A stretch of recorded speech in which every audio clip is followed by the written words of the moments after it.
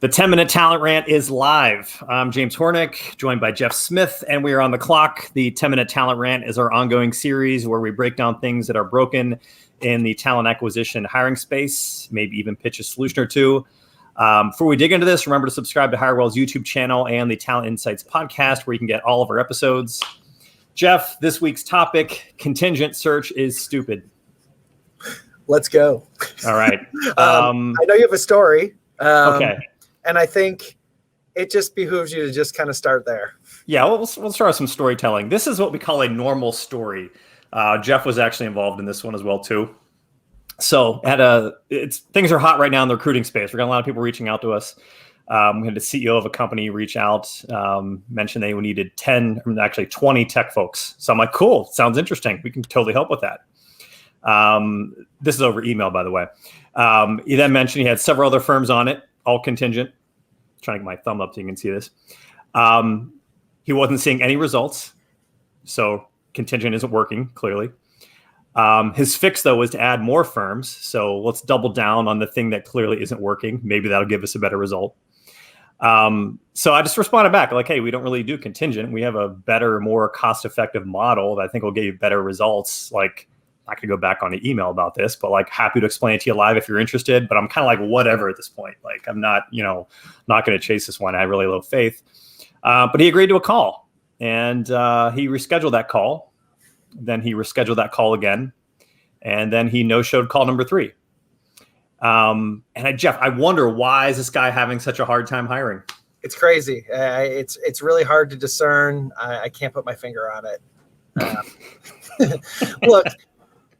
If we want to get right into, brass tacks, like companies that pay, you're paying the most per transaction in the contingent model, and there's absolutely no apparent competitive advantage or extra value for up against like retained or kind of managed professional services search, like full stop. You're just getting no value and you're paying more money.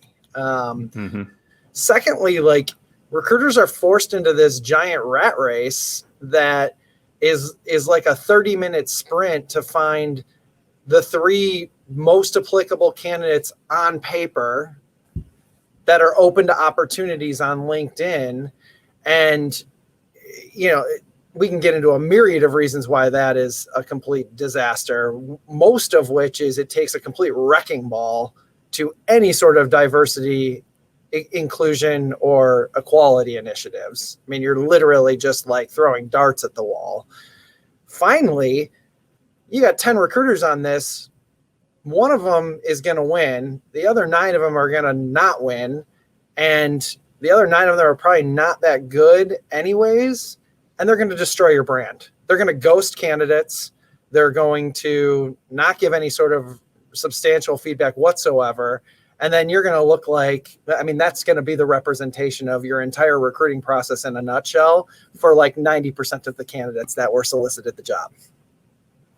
I think one of my favorite quotes from my boy Mitch Sullivan, who I had on one of our other shows last week, the difference between contingent and retained is, do you want me to maybe fill the role, or do you want me to definitely fill the role? And that's literally what companies need to realize. Like, do you want someone to actually do this work for you and get the job done, or just maybe? And I think that what's always struck me odd about the contingent model is it creates this weird kind of strained relationship between companies and their recruiting partner clients. Like, they want their help, but not really. Like, it's a quasi-competitive, like maybe you're going to bust your ass to do something. Maybe it'll pay off. And it's just not like I've said this before, there's literally no other industry that would enter into this type of arrangement. Like, think about any other professional services area aside from like ambulance chasing lawyers. There is no one else who would ever like start doing work for free and maybe getting paid later on. And that's going to affect like the quality of work as well as the quality of the actual partnerships you can build. That's the only applicable. The only thing I've ever found a corollary is real estate. And talk about another industry. No offense to real estate agents out there. I've worked with some great ones. It's the same stigma, right? Like, and yes, there are bad recruiters out there. No, don't get me wrong. There's bad people in every profession, but part of it is because we get burnt out because we don't make any money on all of the effort that we put forth. So Mhm. candidate experience. I mean, you lose the essence of everything that you are and everything that you want to be when you're going out externally on the market.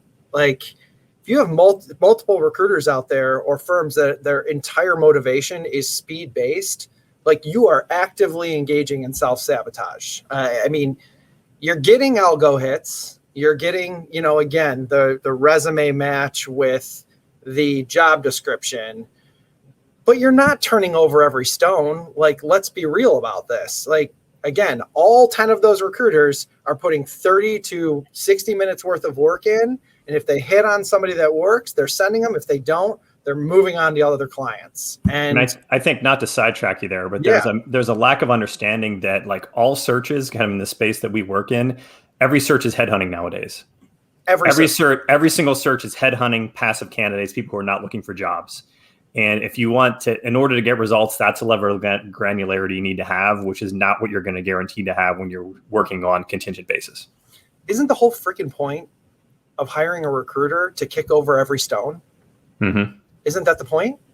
Like, Yeah. why are we not doing that? Like the whole model completely negates any sort of want or ability to do so on our end. You also, as a client, like you naturally just become the lowest priority on our totem pole, like by design. We have other clients and, we're not going to actively tell anybody this overtly, but we're going to be working on and chasing after retained business where we have substantial partnerships. Like, again, full stop. Yeah. The thing that I've always found weird, and this is kind of the first example that we kind of let off with here, is there's the misdiagnosis spiral. So I've always seen this where companies that might have a couple contingent partners aren't seeing any results, and they conflate that with, okay, I haven't found the right one yet. They can find what I want. These guys all suck, so let's just keep adding more and more and more. But none of this is happening in a vacuum. Like these firms already know there's 5, 10 other firms working on it, and they just tuned you out. Mm. The true fix here is going the opposite way. So, yeah. Are we talking about fixes? Yeah, Is let's that do what fixes. we're going? Jump All into it. Perfect. Find a partner. It might not be us. We would hope it's us. I mean, that's where we flourish. But with any other business transaction, like when you find some substantive partnerships where like you're getting value out of that relationship, like show the loyalty to a recruiter or a firm that's done great work for you. They're going to reciprocate. You're going to get savings for that bulk work, and you're going to get branding and messaging externally to those candidate pools that is just far more relatable to what your business is doing than just throwing it out to 10 recruiters and hoping that they even get 50% of the message right. Yeah. I think another thing too is just being open to new models. What's really exciting about the recruiting space right now is there's so many new things happening. Like I've talked to people I know, different parts of the country, different firms. They're testing different stuff out. They're testing different delivery models out, different kind of retained-based models out. Things where they're kind of dedicating people to specific clients for specific lines of work. People are doing some interesting stuff. And the thing is, I hear two things. Like sometimes I'll hear people and say, "This sounds really interesting. Tell me more about this." But then I'll also hear, "Sorry, we only do retained. That's what my boss told me. That's what procurement let us do." Like, don't be that second person, like don't be a paper pusher, because like in terms, if you're trying to actually solve a hiring problem, you need to be open to the fact that the world has changed. Talent pools have changed, recruiting has changed, and the models are changing. So, yeah. I mean, I think we harp on it a lot. Like even when I'm involved in like a scoped retainer, not full board, like professional services, managed engagements, like all that stuff, I enjoy tinkering and I enjoy looking at a company's process and telling them what's great, and then also consulting with them about what isn't so great. And some of it sticks, some of it doesn't. But the reason I feel emboldened to do that and incentivized to do it is because there's a retained relationship. So like, expect more. Like, you're paying for it. You're paying for a service. Like, get the extra value out of it. Get the ATS management, get the scheduling, get all the admin stuff that everyone knows is a time suck for recruiters, and hand it off. That's what we're here for. We are short on clock, so that is a wrap for this week. Jeff, thanks again. Thanks for tuning in to the 10-Minute Talent Rant, part of our Talent Insights series, which is always available for replay on the Hirewell YouTube channel, as well as the Talent Insights podcast on Apple, Google, Spotify, and Amazon. Jeff, thanks again. Everyone out there, see you soon.